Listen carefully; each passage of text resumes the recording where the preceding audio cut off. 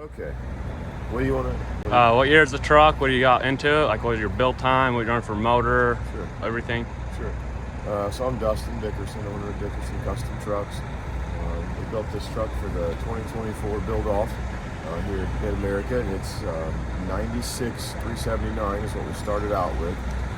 We picked up the first wrench on January 10th, so we built this thing in about 10 and a half weeks. Got it here yesterday about 9 o'clock or something like that. I just only unloaded it.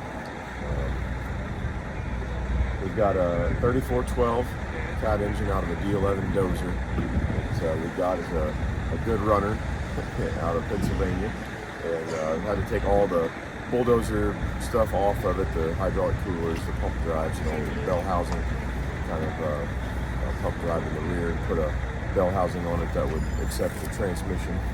So we did all that, got it mocked up in there. Realized that we knew going into it was going to be a tight fit, so we took all the fan hub and all the fan and everything off of the front of there, and was able to scoot the engine forward. We had a custom radiator made by D&B Heat Transfer in Michigan. They got us a really cool looking piece there with 4 electric fans. Like I say, let us move the engine forward. And when we got the cab mocked back on there, we were just right at the factory firewall, touching the back of the cylinder head. So we put a 389 hood on it. 389 hood is 4 inches longer. Let us move the cab back 4 inches. I wanted to get that engine underneath a factory length hood, whether it be a 389 or 379, and we were able to achieve that by doing what we did there. So we've got 28-inch JTX forged wheels on it. They fixed those up for us. We had Lacey Blair go in and do her magic on all the powder coating and stuff for us. And we slotted the rotors. Had Josh Wheelan, a buddy of mine I met in college, flew him out to the shop, and he built those headers for us. Got those all squared away, and we built all the piping, and had some custom machine work done for our valve covers and the intake manifold, or not intake manifold, I guess it's intake manifold, but all the factory one, big old clunky looking mailbox looking piece on the top of there, and that just wasn't going to do for what we were doing. So Brad Forrest from Brad Moss has a guy at Forrest that works for him. He's a magician on the 5-axis mill, and milled that stuff all out for us. Did a phenomenal job on there. Then we started out. It was like 275 wheelbase, or 270 I guess it was, and then we stretched it 4 feet, so it's 318 wheelbase now. And we boxed all the frame in, did all the custom rear suspension. I guess to talk about the front suspension, we did all independent front suspension on it as well. So it's all hand built there at the shop. Okay. We did buy the A-arms, and we're not trying to sound like we made the A-arms as well, but from the frame out, we purchased a retrofit kit that had 24,000 pound rated components, so it's super heavy duty, but it was for like a Prevo bus or a retrofit on a bus that would have straight axle in the front. Okay. You know, the engine's always in the rear on the bus, so their cradle that came with the kit wasn't any good to us at all, and I knew that going in, so we just bought the components from the frame out. We got all of our straight edge and plumb bob and all that kind of stuff out, and figured out what the geometry needed to be able to get that to fit on there, and then we fabbed up the cradle and made it all work. So you've done to the interior of the truck so far? Yep, we got the inside pretty well done. We're not quite done on that. We've got a dash that we built in there that basically the best way to describe it is a 4K iPad. So it's got a very high resolution screen, but everything is touchscreen. So all the gauges are virtual, all the switches are virtual. We've got all the heater controls, all the air conditioner, the radio, all of the stuff that you would typically have in the semi is all touchscreen controls. We'll go ahead and show that. Yeah, go right ahead. The dash itself isn't quite done. We ended up making it out of fiberglass, so we're doing a mold, making a mold. That is definitely a one-off dash piece for sure. Yeah, you won't see 2 of those. Yeah, I was beginning to wonder if he was going to see one. Just tried to shape that foam. quite a project. But So who's your supplier as far as like your chrome stacks, your boxes, and? so we Lincoln Chrome on the stacks. We've got a great relationship with them. But all the other stainless parts, like the bumper, the cabin sleeper panels, the breather light panels, the visor, we own a company called Parts for Rigs, and we build all that stuff in-house. Okay. So we make everything ourselves. That we didn't make the step boxes. We can, but some of that stuff, it just kind of makes more sense to purchase it. You spend a lot of time making it. So, but yeah, we make all kinds of stainless accessories. And some trucks we end up painting them, and some we leave them stainless. That's when we chose to paint most of the stuff. Awesome. You want to kind of show us what you did at the frame rail here? Yeah. So we boxed the frame all in. Wanted to do something a little bit different than a standard.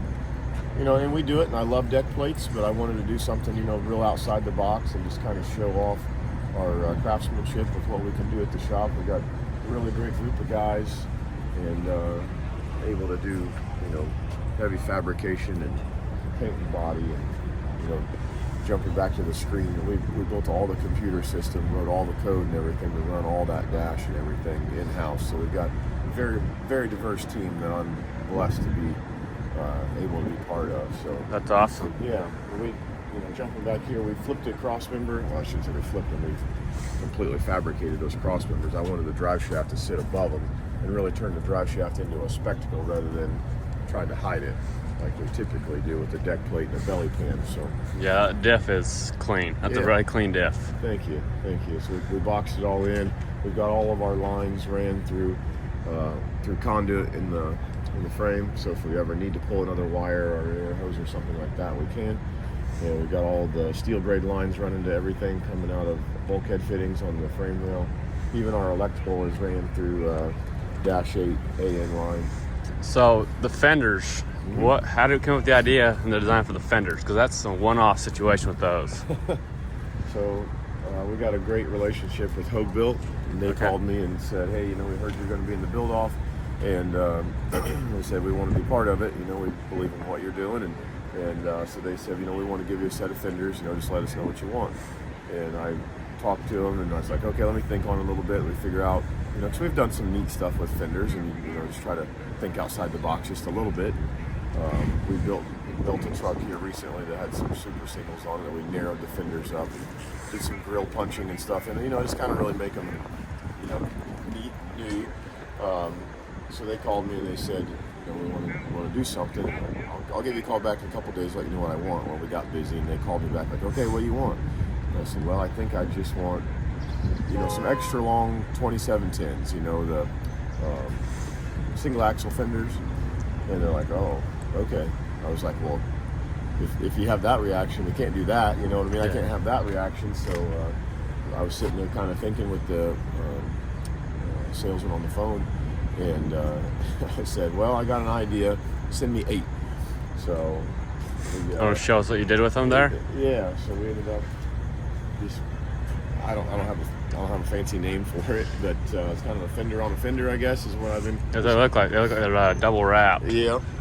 So just kind of wanted to do something that was somewhat inspired by like a chopper, a hardtail chopper. How they typically have the large tire in the rear, and then they'll kind of do a shape. A lot of times they'll come down to a point, on a chopper.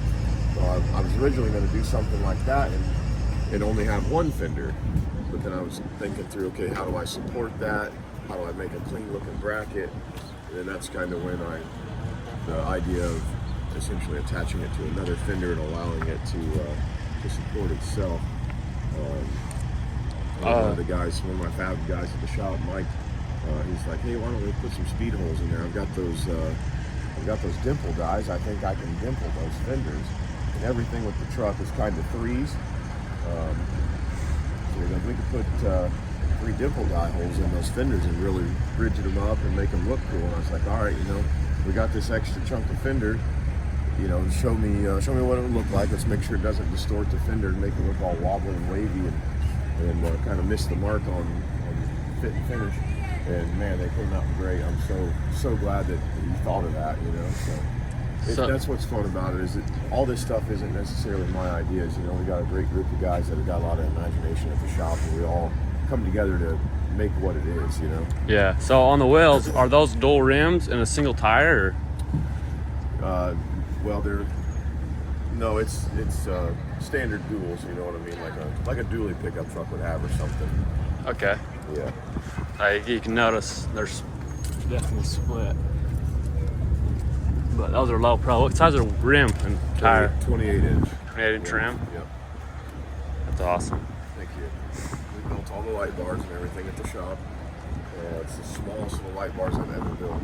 They're like the front ones, because the way the suspension mounts and everything, they're like 14.5 inches tall, and they lay right on the ground, you know. So definitely the smallest stuff I've ever made. But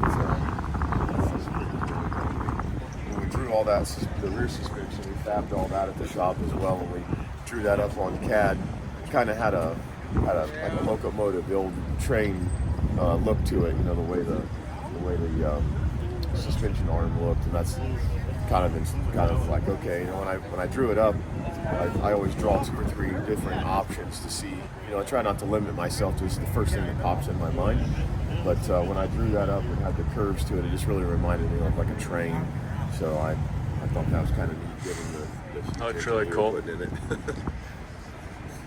So tell us a little bit about this paint, because the paint changes colors when you walk around it. It does. Yep, it certainly does. It's so that you paint the whole truck black to start with, and then it's a color.